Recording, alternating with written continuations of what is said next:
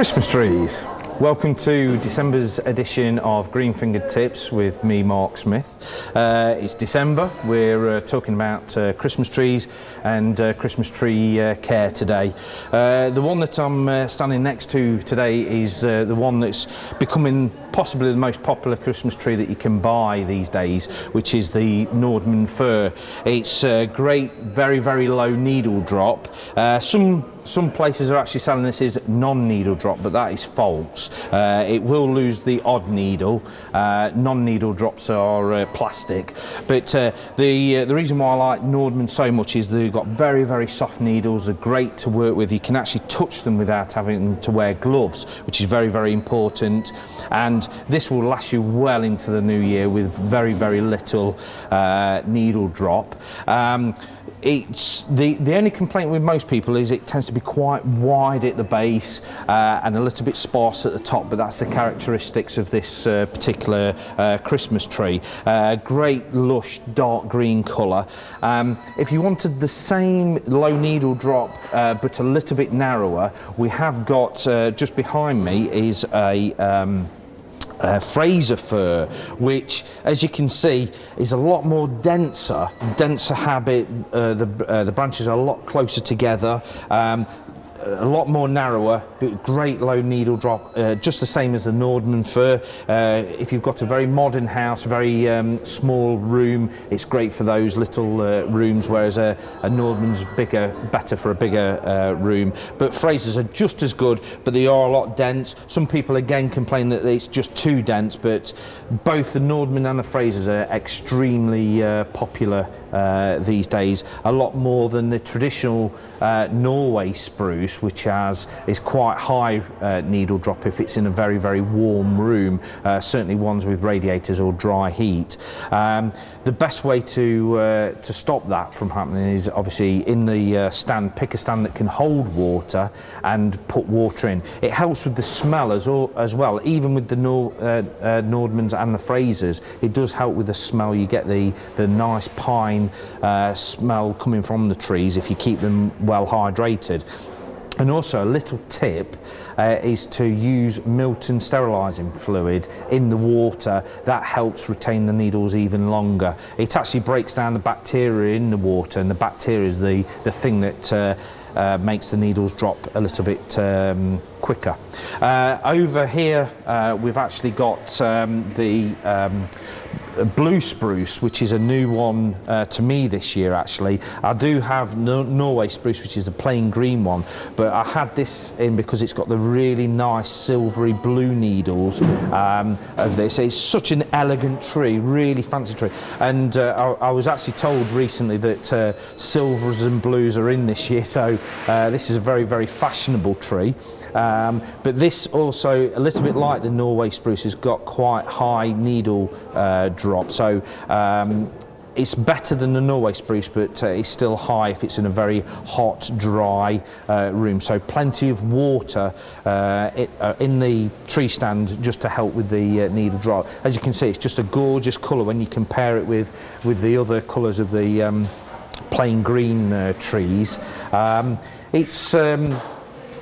If you're going to put it up in the house, what I would suggest is also leaving it outside as long as you can, making sure that there's no frost. Frost can damage the needles, and then obviously you'll drop the needles will drop, but leaving it outside, the damper the better. If it's been rained, it doesn't matter, just give it a good shake off. Also, you could use LED lights on your Christmas tree. The great thing about LED lights is they hardly give any heat off at all, so that helps with the drying effect on the tree. And also with the being LED, there's very, very low energy consumption, so it's great for the environment. We do LED lights and artificial Christmas trees here, so let's get a little bit of colour into the show. Let me go and show you the lights.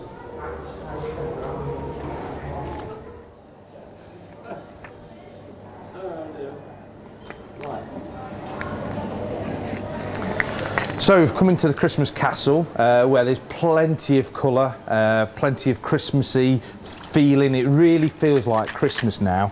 And we were talking about real Christmas trees, and one of the problems with artificial Christmas trees is they don't actually smell of real Christmas trees. That has always been the complaint. Well, now some clever person has brought out these scenticles. We've got snowberry wreath, we've got winter white fir, blue spruce and cinnamon. You can also put these on wreaths, and you hang these normally in the Christmas trees and give you a wonderful real Christmas tree smell.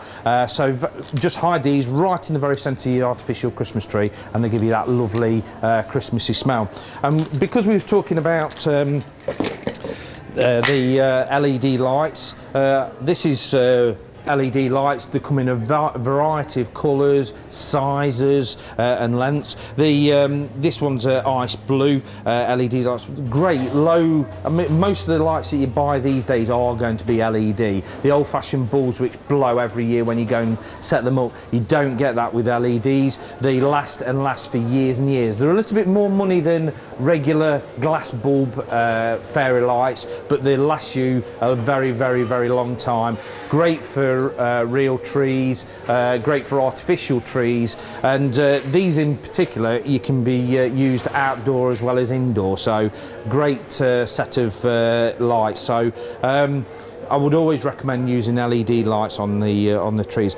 As you can see, the artificial trees look a lot more realistic these days, and I can remember when the very first Christmas tree that my mum and dad got was made out of what looked like tin foil, and it didn't look very realistic at all. But the trees these days are looking very realistic. You do pay a lot more for the more realistic trees, and we've also got in the background one that's actually covered in snow, which is a really, really nice effect.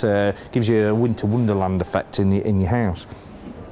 So, as the eagle-eyed viewers might have guessed, we haven't got Graham with us this month, but I've got my friend here, which is actually less trouble than Graham, so I think we can knock Graham on the head. This guy's caused me no grief at all today, so thanks for keeping me company.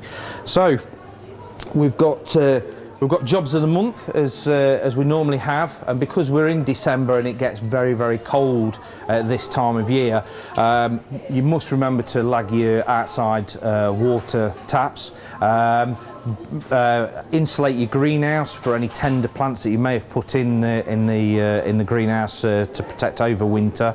You can use bubble wrap, you can use fleece. Also remember to bring any tender plants in that you haven't already done so by bringing them into the greenhouse or a garage or a carport, something like that, and you don't need to water them over Christmas at all or the winter period, because they're not actually growing. They don't need any water at all. So just keep them bone dry and they'll be absolutely fine. If you've planted any newly planted plants over the late autumn into early winter, my advice is to put a good thick layer of bark down on the top of the soil. That prevents the frost actually getting into the soil and damaging any young new roots that are coming through in the spring, and protects any young plants that you may have planted up, and they're particularly young. Good thick layer of bark, fantastic. Keeps the weeds down as well, but also keeps the frost out of the soil.